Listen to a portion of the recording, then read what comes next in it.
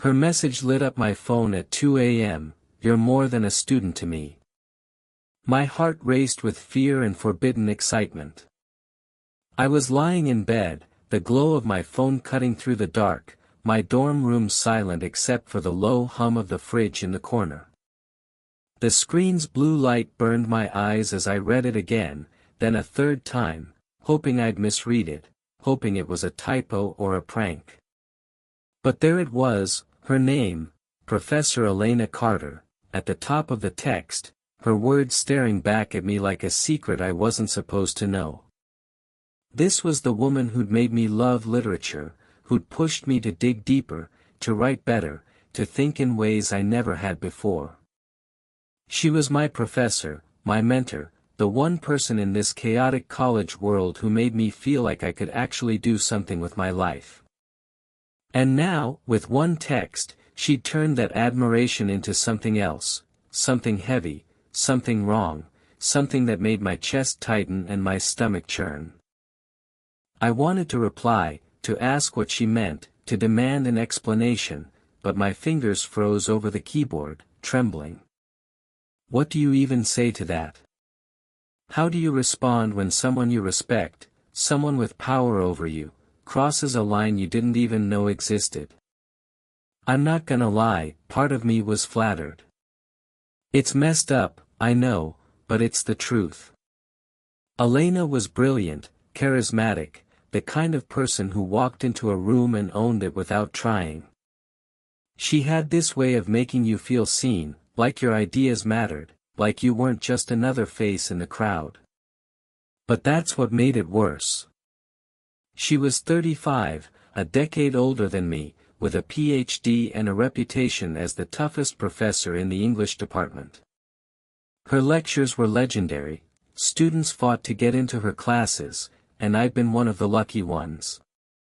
I was just a 22-year-old junior, barely keeping my GPA above water, scraping by on a scholarship and a part-time job at the campus bookstore. The idea that she'd been thinking about me, really thinking about me, sent a shiver down my spine, half thrill, half dread. It was like standing at the edge of a cliff, knowing you shouldn't look down but feeling the pull anyway.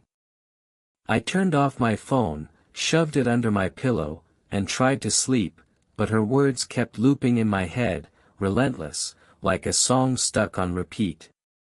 When did this start? Had I done something to make her think I wanted this? And the worst part, the part I'm almost too ashamed to admit, was that tiny spark of curiosity, that flicker of, what if, that I couldn't quite stamp out. That's what kept me awake, staring at the cracked ceiling of my dorm, the shadows shifting as cars passed outside, wondering how I'd ended up in this mess. My name's Lucas, and I guess you could say I've always been the guy who stays under the radar. I grew up in a small town in Ohio, the kind where everyone knows your mom's car and your family's drama. My mom was a single parent, working 2 jobs, waitressing at a diner by day, cleaning offices at night, to keep us afloat. My dad split when I was 6, leaving behind a stack of unpaid bills and a hole in our lives I never quite figured out how to fill. I wasn't the star athlete or the class president, just a quiet kid who'd rather hide in the library with a book than deal with the cliques and chaos of high school. I got into fights sometimes, mostly when kids pushed too far, but I wasn't proud of it. I just wanted to get out, to be more than the kid from the wrong side of town. I worked hard, got a scholarship to a state college in Chicago, and thought I'd finally found my chance to start fresh, to be someone new, someone who wasn't defined by his mom's tired eyes or his dad's absence. For the first 2 years, it worked. I kept my head down, studied hard, made a couple of friends, and stayed out of trouble. College was my escape, my shot at building a life that meant something. Then I signed up for Elena's class, Modern Literature, and everything changed. She wasn't like the other professors. Most of them were checked out, reading from slides, barely noticing the students dozing in the back rows. But Elena? She was electric. She'd stride into the lecture hall, no notes, just a worn paperback in her hand, and start talking like she was telling you a story she'd lived herself. Her voice was warm, her eyes sharp, like she could see right through you, right into the parts you didn't show anyone. She'd call you out by name, challenge your ideas, make you feel like your thoughts were worth something. I wasn't used to that, someone seeing me, really seeing me. I'd spent my life being invisible, blending into the background, but Elena made me feel like I stood out, like I had something to say. I started staying after class, asking questions about the books we were reading, about writing, about life. She'd lean back in her chair, her glasses perched on her nose, and give me these insights that made me feel smarter, bigger, like I could actually be someone. I looked up to her, admired her in a way I'd never admired anyone. She was my mentor, my guide, the person who made me believe I could be more than a small-town kid with no direction. When I got into her discussion group, things got more personal. It was a small group, maybe 15 of us, meeting in her office twice a week. Her office was this cozy, cluttered space, books stacked on every surface, dog-eared and annotated, a coffee maker always brewing something strong, a window overlooking the campus quad where the leaves were starting to turn red and gold. We'd sit around a scratched-up table, debating novels like The Great Gatsby or Beloved, and she'd lean in, her eyes lighting up when someone made a good point. I started noticing little things about her, the way she tucked her dark hair behind her ear when she was deep in thought, the way she'd laugh, soft and genuine, when I cracked a dumb joke about Kafka's cockroach. I told myself it was nothing, just a student appreciating a teacher who cared. But looking back, maybe I was too comfortable, too open, too quick to let my guard down. Maybe I gave her the wrong idea without even realizing it, like I'd left a door ajar that should have stayed locked. It started small, so small I barely noticed at first. She'd email me feedback on my essays, always detailed, always encouraging. "You have a real gift, Lucas," she'd write, her words typed out in crisp black font. "Don't let it go to waste." I'd read those emails over and over, my chest swelling with pride, saving them in a folder like they were proof I was worth something. Then she started asking me to stay after discussions, just to talk about my work, my plans, my future. "You're different," she said once, her voice soft, her eyes lingering on mine a little too long. "You've got something special, something most people don't." I brushed it off, told myself she was just being supportive, that she saw potential in me. She was my professor, after all. You don't question someone like that. You don't think twice about the way they smile at you, the way their hand brushes yours when they hand back a graded paper, the warmth of their fingers lingering just a second too long. You just don't. But then the text started, and that's when things got weird. At first, they were normal, professional, even. Reminders about assignment deadlines, links to articles she thought I'd like. "Check this out, Lucas," she'd write, followed by a poem by Rilke or a short story by Carver. I'd reply, keeping it polite, thanking her for the recommendations, maybe adding a quick comment about the reading. But over time, the texts changed, got different. They started coming later at night, after 10, sometimes 11. More personal, less about class. "What do you do when you're not writing brilliant essays?" she asked once, with a winking emoji that made my stomach twist. I laughed it off, replied with something vague about binge-watching Netflix and crashing early, but it felt off, like she was reaching for something I wasn't offering. Another time, she texted, you ever think about what's next, Lucas? Like, really think about it? It was midnight, and I stared at my phone, wondering why she was texting me so late, why her words felt so heavy. I told myself I was overthinking it, that she was just being friendly, just taking an interest in a student who cared about her class. But deep down, that warning bell was starting to ring, faint but persistent, like a smoke alarm in another room, telling me something wasn't right. It was the middle of the semester when it happened, when that bell became impossible to ignore. I was drowning in midterms, barely sleeping, my dorm room a disaster of empty coffee cups, crumpled notes, and half-read books piled on the floor. Mom was still back home, working herself to the bone, picking up extra shifts to help with my tuition. I felt guilty for being away, for leaving her to handle everything alone, but I couldn't go back, not yet. Elena's class was the one thing keeping me grounded, the one place where I felt like I belonged, like I wasn't just a screw-up from a small town. Her lectures were my escape, her office hours my sanctuary. That night, I was up late, cramming for a history exam I was nowhere near ready for, my eyes burning from too much coffee and too little sleep. My phone buzzed on my desk, and I figured it was my roommate, Jake, probably locked out again after a night at some frat party. But it wasn't Jake. It was her. Elena. 2 a.m., her name glowing on my screen like a warning. "You're more than a student to me," the message read. "I can't stop thinking about you." My heart stopped. I mean, it literally felt like the world hit pause, like the air in my room went still.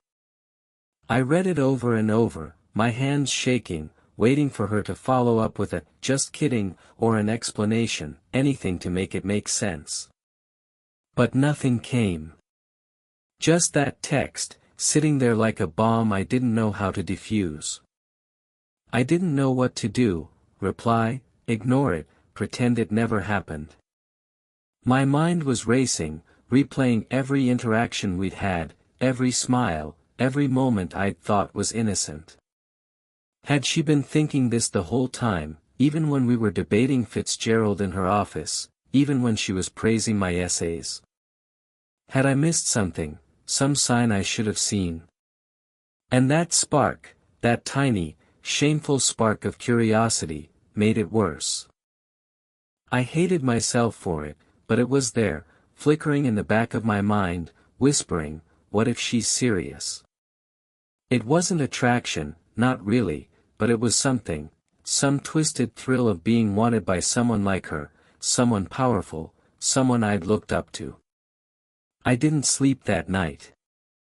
I turned off my phone, shoved it under my pillow, and lay there, staring at the ceiling, the shadows of tree branches swaying outside my window. My heart wouldn't slow down, my thoughts a tangled mess of fear, guilt, and that stupid curiosity. I kept thinking about her, Elena, with her sharp eyes and warm voice, the woman who'd made me believe in myself. How could she do this? How could she take something so good, so pure, and twist it into something so wrong? And why was I even entertaining the thought? Why wasn't I just angry, just disgusted? That spark, that flicker, it made me feel dirty, like I was complicit somehow, like I'd invited this without meaning to. The next morning, I had her discussion group, that small room with the books and the coffee maker, the space that used to feel like home. I thought about skipping, about emailing some excuse about being sick, but I couldn't. I needed to see her, to see if she'd act like nothing happened, to see if I'd imagined the whole thing in some sleep-deprived haze. I walked across campus, my stomach in knots, the October air cold against my face. The quad was quiet, students shuffling to early classes, leaves crunching under my sneakers.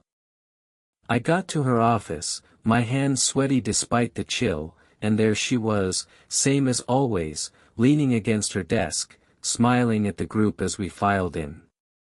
But when her eyes met mine, there was something different, a flicker of something I couldn't name. Guilt?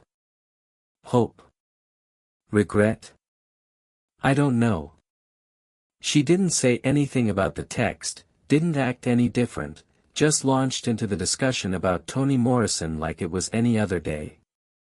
But I felt it, this undercurrent, like we were sharing a secret I didn't want any part of. The rest of the class was torture. I couldn't focus, couldn't follow the conversation. Every time she spoke, I heard that text in my head, her words looping like a broken record, "You're more than a student to me." I kept my head down, scribbling nonsense in my notebook, doodling spirals to keep my hands busy. My friend Sarah, who sat next to me, nudged me once, whispering, "You okay, man?" I nodded, mumbled something about not sleeping, but I could barely look at her. I was paranoid, convinced everyone could tell, like there was a neon sign over my head flashing, "Professor's pet." Every time Elena called on someone, I braced myself, terrified she'd pick me, terrified she wouldn't. When she did, asking me what I thought about a line in Beloved, my voice came out shaky, my answer half-baked. She just nodded, her expression neutral, and moved on. But her eyes lingered, just for a second, and it was enough to make my skin crawl. After class, she called my name. "Lucas, can you stay a minute?" My heart sank, heavy as a stone. The other students filed out, chatting about the reading, their voices fading as the door clicked shut behind them. It was just us now, the air thick with the smell of coffee and old books. She sat on the edge of her desk, her hands folded in her lap, her expression soft but serious, like she was about to deliver bad news. "About last night," she started, and I braced myself, my pulse hammering so loud I could hear it in my ears. "I shouldn't have sent that. It was unprofessional. I'm sorry." Relief flooded me, warm and fleeting, like a wave that recedes too fast. I wanted to believe her, wanted to think it was a mistake we could bury and move past. But then she kept talking, her voice low, almost a whisper, like she was afraid someone might overhear. "But I meant it, Lucas. I've been trying to ignore it, but you're different. You get me in a way no one else does." I felt sick again, the relief replaced by a cold, heavy dread. She wasn't taking it back, she was doubling down, digging the hole deeper. My mouth went dry, and I struggled to find words, my voice stuck somewhere in my throat. "Professor Carter," I finally said, my voice shaky, barely holding together, "this isn't right. You're my teacher." She flinched, like I'd slapped her, her eyes glistening with something that looked like tears. But she didn't argue, didn't push back. She just nodded, slow and deliberate, and said, "I know. I needed you to know how I feel." I didn't know what to say, didn't know how to stand there and act like this was a normal conversation. So I grabbed my backpack, muttered something about being late for another class, and bolted, my legs carrying me out of her office, down the hall, out into the crisp autumn air. My head was spinning, my chest tight, like I'd just escaped something I didn't fully understand. I tried to keep my distance after that, to put a wall between us. I stopped staying after class, stopped replying to her emails unless they were strictly about assignments. I'd write short, curt responses, "Thanks for the feedback," or "I'll revise by Friday," and hit send before I could overthink it. But it wasn't that easy.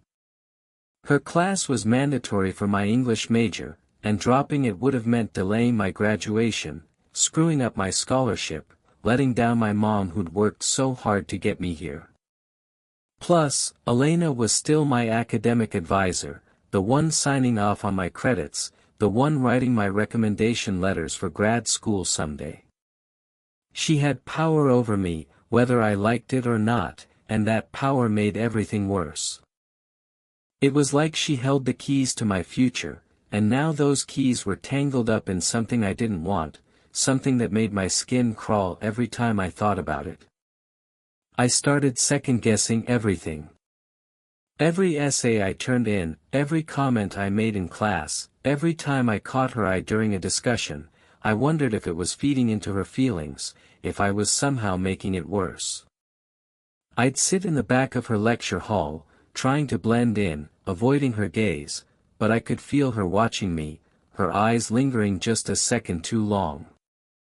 Was I giving her the wrong idea?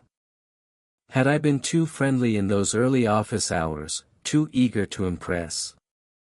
The guilt was suffocating, like a weight pressing down on my chest, making it hard to breathe. I kept replaying our conversations, looking for the moment I'd messed up, the moment I'd opened the door to this. That time I'd stayed late to talk about my essay on Mrs. Dalloway, had I smiled too much, laughed too easily. That time she'd shared a story about her own college days, had I leaned in too close, too engaged. I hated myself for even wondering, for feeling like I was the one to blame. The texts didn't stop, not completely. They came less often, maybe once a week, but they were still there, always late at night, always vague but loaded with meaning. Thinking of you, one said, sent at 1 a.m. on a Tuesday. You're on my mind, said another, at 2:30 a.m. on a Friday. Each one was like a jolt, pulling me out of whatever fragile peace I'd managed to find. I never replied, but I didn't block her either, and I don't know why. Maybe I was scared of making her angry, of what she'd do if I cut her off completely. Would she fail me, sabotage my recommendations?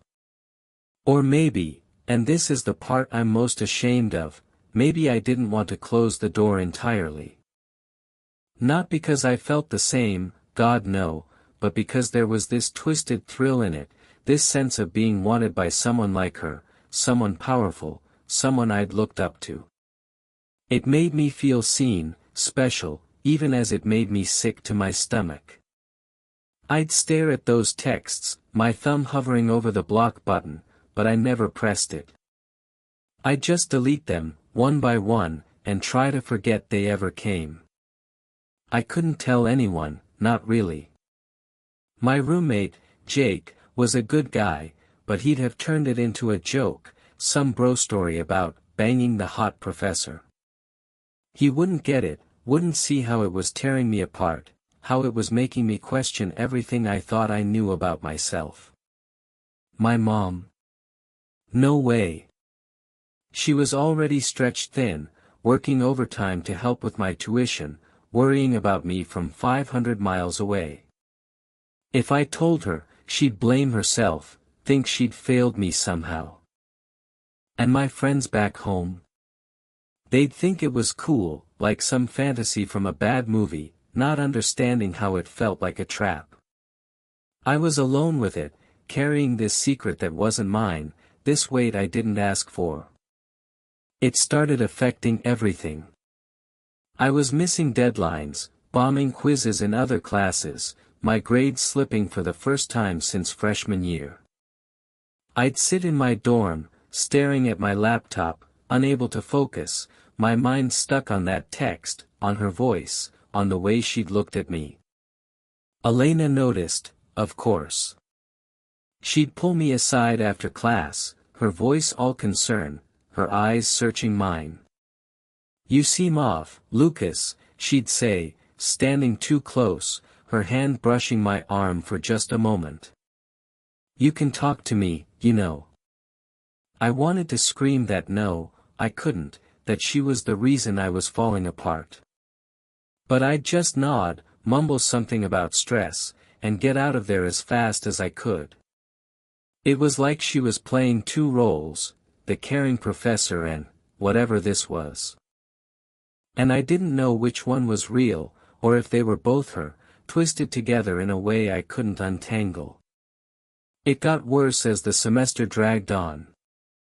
I was paranoid, always looking over my shoulder, wondering if other students could tell, if they saw the way she looked at me during discussions.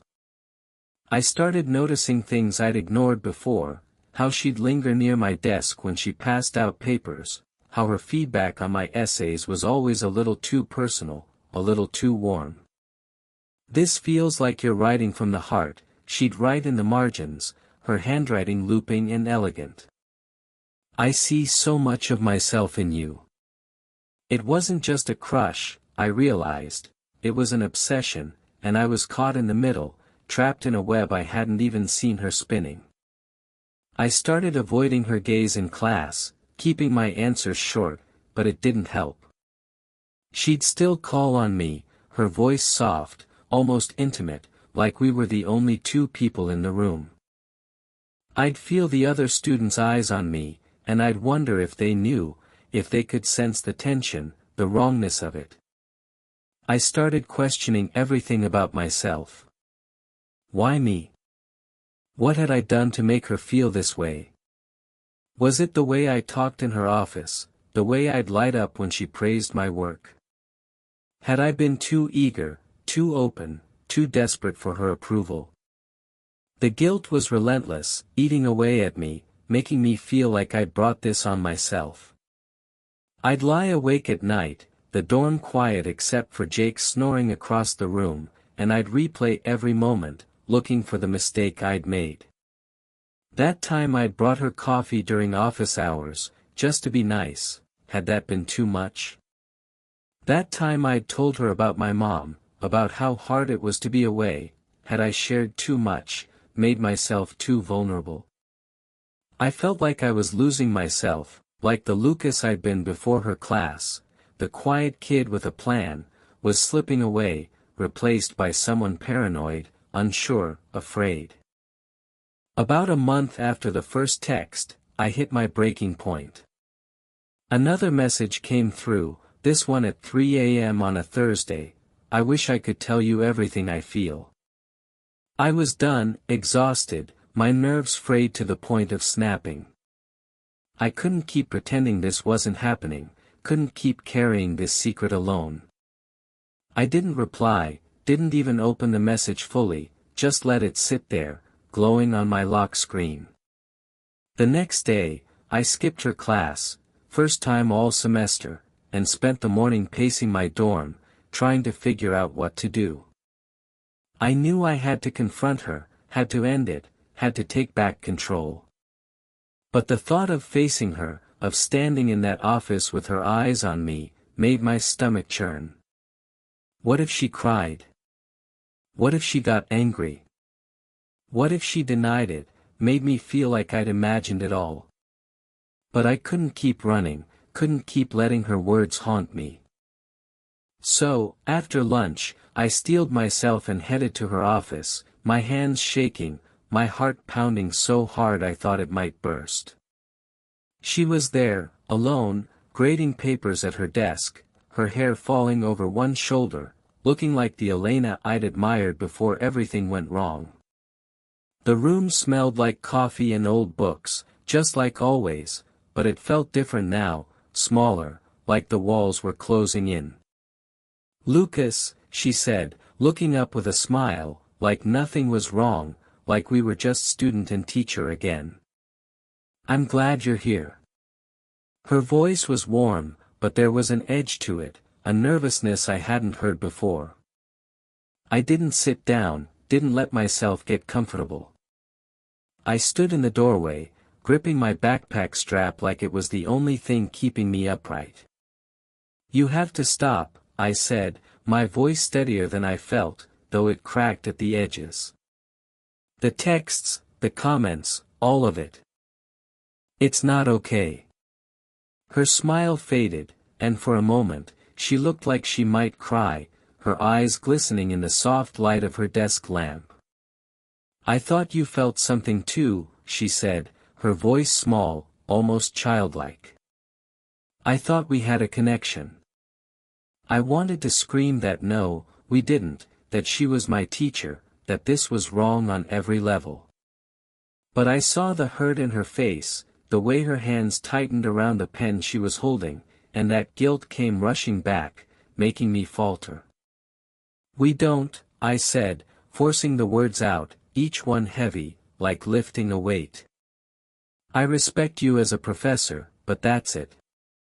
Please, just stop.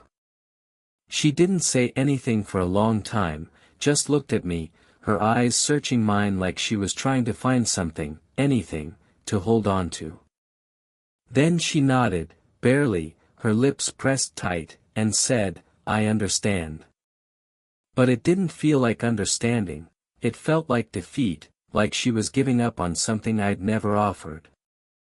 I turned and left, my legs shaking, my breath coming in short, sharp gasps. I felt like I'd just escaped a trap, but I didn't feel free. I felt raw, exposed, like I'd left a piece of myself in that room. I thought that was it, that I'd drawn the line, that things would go back to normal. But they didn't. She stopped texting, stopped pulling me aside after class, but the dynamic had changed.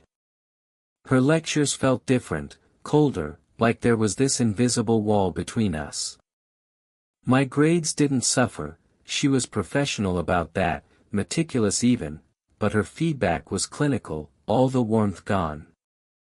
Good analysis, she'd write, or, solid argument, no trace of the personal notes she used to leave.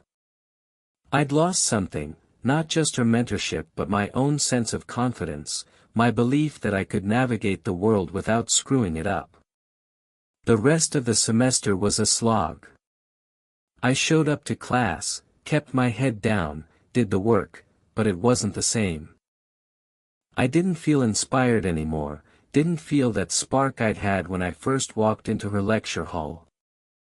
I'd catch her watching me sometimes, her expression unreadable, and I'd wonder what she was thinking, if she regretted it, if she hated me for shutting her down. I started avoiding the English building altogether, taking longer routes across campus to dodge her office, her classes, her presence. My friends noticed I was off, but I couldn't tell them why. I'd make excuses, midterms, stress, lack of sleep, but the truth was, I was carrying this thing, this secret, and it was eating me alive. I'd lie in bed at night, staring at my phone, wondering if I should have handled it differently, if I should have reported her, if I should have just dropped the class and taken the hit. But reporting her felt impossible, she was a tenured professor, a department star, and I was just a kid from nowhere. Who'd believe me? And what would it cost me, my scholarship, my future? I started questioning who I was, what I'd become. I'd always thought I was a good guy, someone who did the right thing, who stayed out of trouble. But this? This made me feel like I'd done something wrong, like I'd invited it somehow. I'd replay those early conversations, those office hours where I'd laughed too easily, shared too much. Had I been too open, too trusting? Had I led her on without meaning to? The guilt was a constant companion, following me to class, to work, to the rare moments I tried to relax with friends. I'd sit in the campus coffee shop, watching other students laugh and study, and feel like I was on the outside, like I'd been marked by this thing I couldn't shake. I started writing less, my essays shorter, less thoughtful, like I was afraid to put too much of myself on the page, afraid she'd see it and take it the wrong way. It's been 6 months since that semester ended, and I'm still trying to make sense of it all. I passed Elena's class with a B+, got my credits, moved on to my senior year. I switched advisors, found a new professor to guide my thesis, someone older, gruffer, with no interest in personal connections. Elena's still teaching, still the star of the English department, her name on every syllabus, her reputation untouched. I see her sometimes, crossing the quad or speaking at some campus event, and I duck my head, take another path, anything to avoid her eyes. I heard through the grapevine she's dating someone now, another professor in the history department, and part of me wonders if she's moved on, if that whole thing with me was just a phase, a moment of weakness. But then I'll catch a glimpse of her, her hair catching the sunlight, and it all comes rushing back, that text, that night, the way it rewrote everything I thought I knew about her, about myself. Here's the twist, though, the thing that keeps me up at night, the thing I can't let go of. A few weeks ago, I was cleaning out my email, deleting old drafts and junk messages to free up space. I was half asleep, clicking through folders, when I found one I didn't remember writing. It was in my drafts, timestamped 2:15 a.m., the night of her first text. It was a reply to her, unsent, just sitting there like a ghost. I don't know what to say, I'd written. Part of me is curious, but this scares me. I don't remember typing it, don't remember feeling that way, but there it was, in my own words, proof that I wasn't as innocent as I wanted to believe. That spark, that curiosity, it was real, even if I never acted on it, even if I pushed it down as hard as I could. And that's what haunts me, the idea that I wasn't just a victim, that I played a part, even if it was just in my head, just for a moment. I'm trying to move on, to focus on my degree, my future, the life I came to Chicago to build. I've got a new job now, tutoring at the writing center, and I'm applying to grad schools, trying to believe I can still be the person I wanted to be. But every time I sit down to write, I hear her voice, see her comments scrawled in the margins of my essays, feel that mix of admiration and dread that defined that semester. I don't know if I'll ever trust a mentor again, if I'll ever feel safe in that kind of relationship, that power dynamic. It's like she took something from me, not just my trust in her, but my trust in myself, my belief that I can navigate the world without screwing it up. I'm left with this scar, invisible but raw, and I don't know if it'll ever heal. So, I'm left with this question, and I want you to think about it too. What would you reply to a message that could change your life? Would you ignore it, let it sit there like a ticking bomb? Would you confront it, risk everything to set things right? Or would you let that curiosity pull you in, just for a moment, to see where it leads? I don't know what the right answer is, and maybe there isn't one. Drop your thoughts in the comments. I need to know I'm not alone in this, that other people have wrestled with secrets that twist them up inside.